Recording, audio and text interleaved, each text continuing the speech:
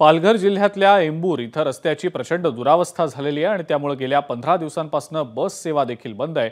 त्यामुळे आज अखेर परिसरातील महिला आणि विद्यार्थ्यांनीच खड्डे बुजवण्याचं काम हाती घेतलं। एंबूर ते मुंबई अहमदाबाद राष्ट्रीय महामार्गाला जोडणाऱ्या दुर्वेस या रस्त्याचं काम काही वर्षांपूर्वी पूर्ण करण्यात आलं होतं।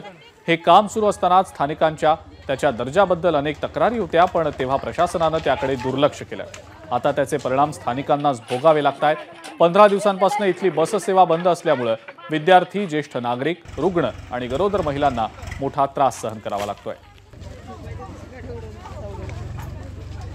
मी एंबूरहून रोज बसने यायची, परंतु आता बस बंद झाल्याने आमचे खूप हाल होत आहेत। रोज चालत यायला लागतं, 4 किलोमीटर चालत यावं लागतं आणि त्यामुळे आमच्या अभ्यासावरही खूप परिणाम होत आहे। या रस्त्याचं काम चालू असताना आम्ही बघितलं आणि आम्ही सर्वांना सांगितलं की आम्हालाही या रस्त्याच्या कामात श्रमदान करायचं आहे आणि जर हे आम्ही श्रमदान केलं तर नक्कीच आमची बस चालू होईल आणि आम्हालाही पुन्हा बसमध्ये येण्यास मिळेल।